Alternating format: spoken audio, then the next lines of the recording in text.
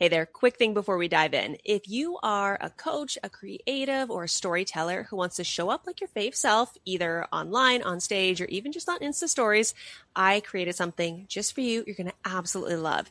It is called Voice and Vibes, and it's a 90-minute one-on-one power session with me to help you feel more like yourself whenever and wherever you speak. These are just cozy conversations between you and I. We're going to get clear on your message, help you align your energy, and get you showing up in a way that feels right and feels like you. So if you're going to be prepping for a post or maybe a big client pitch or a full-blown presentation, we're going to get your words flowing and get your confidence really, really grounded. I've got the link for you in the show notes if you'd like to go ahead and book your session. Okay, let's get into today's episode. Hey there, you're listening to the Fave Self CEO podcast. I'm Kayla, a confidence coach, professional speaker, and your guide to becoming your fave self. And today we are talking about August, which is always such an incredible month. One of my all-time faves, beloved, really well loved by so many. I mean, not just because it's salt air and the rust on your door, which by the way, oh my gosh, the life of a showgirl. Are you freaking kidding me? How many of us are still recovering? Oh, the countdown. The countdown is on. Countdown is on. October 3rd. Cannot freaking wait. Okay. But anyways, star-wise, that's what we're talking about today. August star-wise, right? The 8th month of the year is huge for manifestations and manifesting. I mean, we had the Lionsgate portal on August 8th, 8/8, the new moon, the full moon. It's just such a powerful time of year. Summer has this magic. It just has us in its grasp, right? But the thing I really want to get into today is how I'm one of those people who don't believe that this time of year holds all the magic. Now, I'm one of those folks who believes that you hold the magic. You are the magic. And that's really what we're going to dive in today.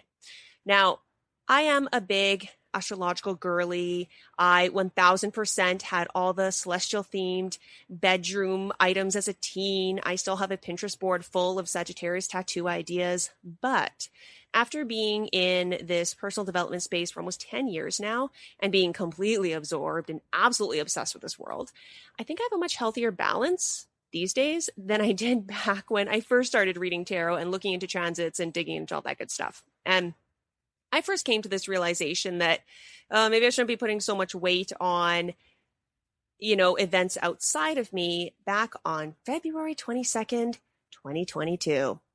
22222. 22222. There we go. There was a ton of hype and media all around that big angel number date, right? Even big spiffy celebrities were posting about it. People that you wouldn't expect, right? Everybody had so much excitement going on for this day. And I had built up this day in my head big time. I was back then still recovering from pandemic madness, as most of us probably were. I was in a newsroom doing a live TV and radio show for the entire pandemic. I knew that 2022 was going to be the year that I left that 20-year TV and radio career. I really wanted to start my own public speaking practice, so I already had that in my mind. Plus, I was in love for the very first time since my marriage had ended 4 years earlier, and we were talking about moving in together. So I put some big pressure on myself and on that date to bring me the peace and the clarity and the motivation I needed to do all those things. So I spent the day doing all of the meditations, all the light bathing. I journaled, saged, lit the candles. I switched and changed up my altar. I even wore the perfect outfit to embody what I wanted. And then nothing. I felt no different going to bed that night. I felt no different waking up the next day or the day after that. And actually, it's not that I didn't feel nothing. I actually felt worse than nothing because I felt disappointed and frustrated that nothing had shifted for me internally or externally. I didn't end up moving in with that guy until the fall. I didn't leave my traditional career until a month after that. And I certainly didn't make those moves because of a date on the calendar.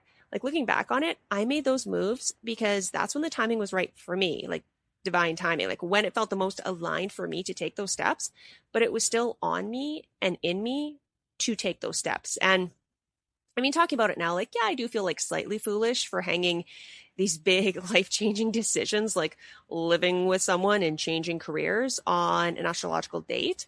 I mean, these were biggie things. Like these are huge decisions in your life. And these were things that I had to create for myself on my own timeline, again, in my own divine timing. And that said, like I still believe in guidance from the universe, absolutely, 100%, and the stars. You know, I still release and let go on the full moon. I still call in new manifestations on the new moon. I still pull cards almost daily. I still honor and follow my cycle.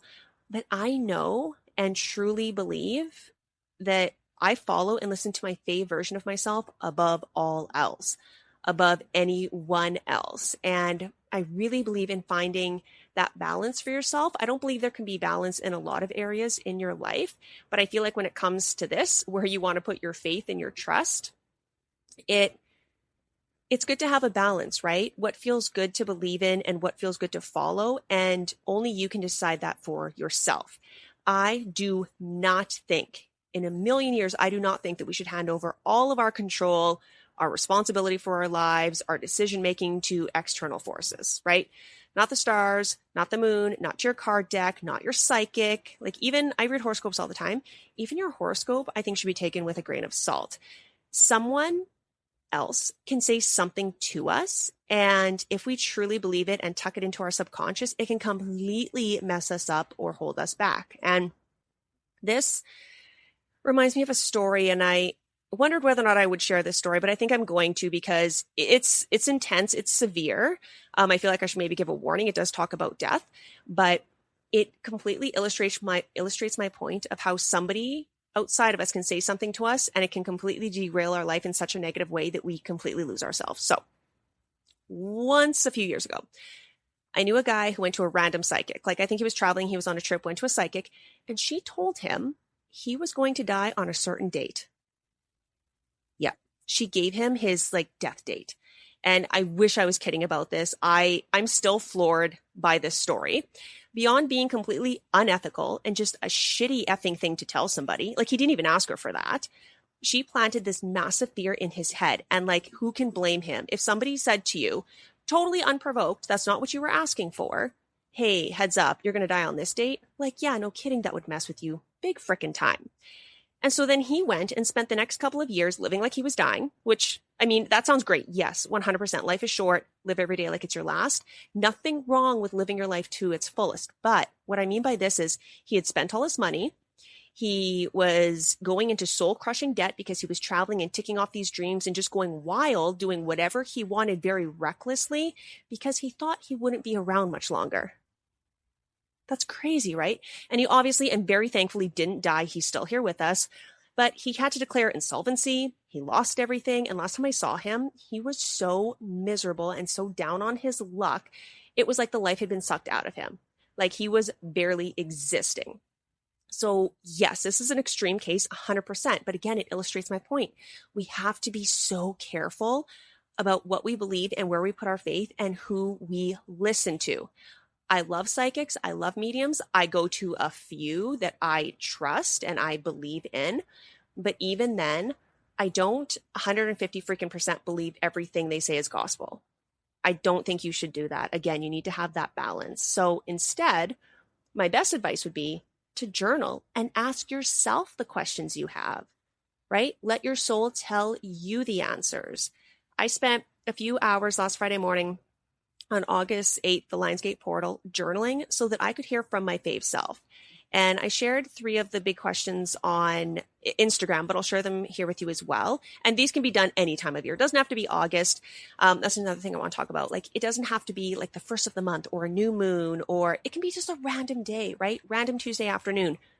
You can start manifesting. You can start making changes in your life. So these questions, again, you can journal on anytime you want. And the first one is, if your fave self could tell you one thing right now, what would it be?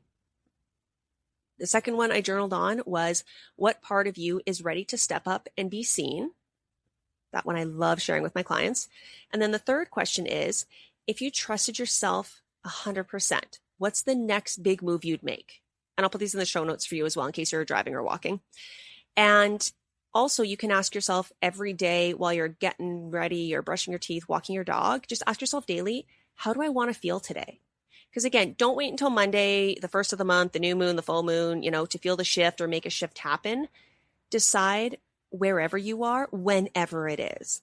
Because again, you are the magic. You have the magic. You make the choices that serve you best. I used to teach this course. I retired it for a little bit, but I might bring it back because it was insanely popular with people. And it was called Illuminate Your Inner Magic. And it was basically like your inner magic to me is your soul. It's your inner voice. And when you listen to your soul, when you listen to your inner magic, you can't go wrong. You know yourself better than anyone, even better than us personal development coaches, right? Coaches like me, like we're just a tool to help guide you on your way. Just like card pulls, chanting, EFT tapping, all things I love. Those are just tools for you to use, not hard rules telling you what to do. So if August has you feeling more magical than usual, and not just because of the Taylor Swift album announcement, or what's the show called? New Heights? I actually listened to a male podcast for the first time in a really long time. Thank you, Taylor Swift. It was so good. I'm going to rewatch it tonight. But if you're feeling a little bit more magical than usual this month, like you're not alone. There's definitely something in the air. Yes, 100%. But there's also something much stronger and much more powerful in you, and that's your fave self. So again, the magic isn't in a date. It's not in a deck. It's not in a moon phase. It's in you. You are the magic. All right. That's it for today's episode. I hope it reminded you to check in with yourself first and trust your own timing. And if something in this convo resonated with you, I'd love it if you share the episode. You can also tag me over on Instagram at FaveSelfCEO or at FaveSelfCEO Podcast. And let me know what practices help you feel connected to your own inner magic right now. And please go do something that feels aligned and delicious and true for you. All right. I'll talk to you soon.